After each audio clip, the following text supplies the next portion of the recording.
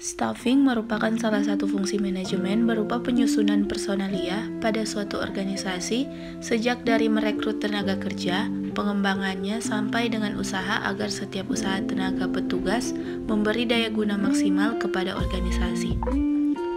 Fungsi staffing mencakup beberapa hal. Yang pertama, perencanaan sumber daya manusia, yang kedua, perekrutan, yang ketiga, kepegawaian, keempat, directing atau pengarahan, yang kelima, controlling atau pengawasan. Penyusunan personalia adalah yang berkenaan dengan penarikan, fungsi manajemen penetapan, pemberitahuan latihan, dan pengembangan anggota-anggota organisasi.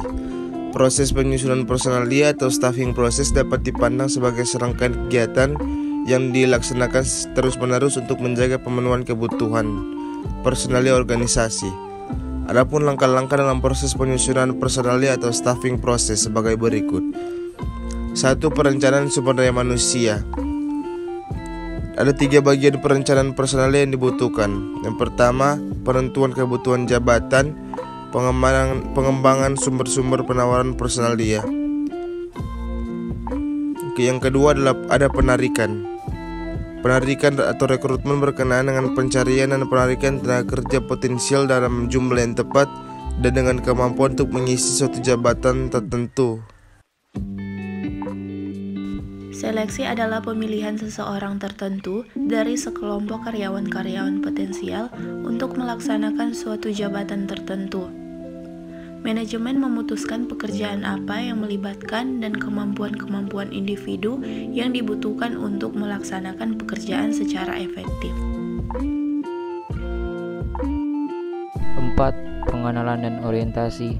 Setelah diseleksi, karyawan ditempatkan pada suatu pekerjaan dan diperkenalkan dengan organisasi melalui berbagai bentuk orientasi. Proses ini merupakan proses yang penting karena suatu pekerjaan baru adalah sulit dan penyebab frustasi bagi karyawan baru. 5. Latihan dan pengembangan. Karyawan-karyawan baru biasanya telah mempunyai pendidikan dan latihan dasar yang dibutuhkan.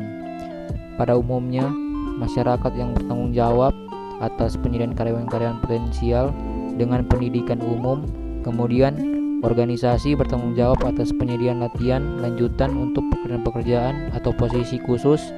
Pengembangan dapat terjadi secara formal dan informal. 6. Pemberian kompensasi kepada karyawan.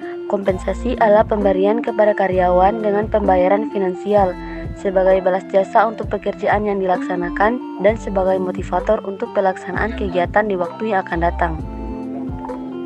Para karyawan biasanya menilai keadilan pembayaran mereka melalui perbandingan besarnya kompensasi dengan karyawan-karyawan lainnya. Mereka merasa pendapatan yang mereka terima adil atau tidak tergantung pada bagaimana mereka melihat nilai relatifnya dibanding dengan yang lain. Sebagian besar ketidakpuasan karyawan diakibatkan adanya perbedaan dalam pembayaran di antara jabatan dan individu. 7. Upah atau gaji. Dalam Kamus Besar Bahasa Indonesia atau KBBI, gaji adalah upah kerja yang dibayar dalam waktu yang tetap. Contohnya, balas jasa yang diterima pekerja dalam bentuk uang berdasarkan waktu tertentu. Sedangkan upah adalah uang yang sebagainya yang dibayarkan sebagai pembalas jasa atau sebagai pembayar tenaga yang sudah dikeluarkan untuk mengerjakan sesuatu, seperti gaji atau imbalan.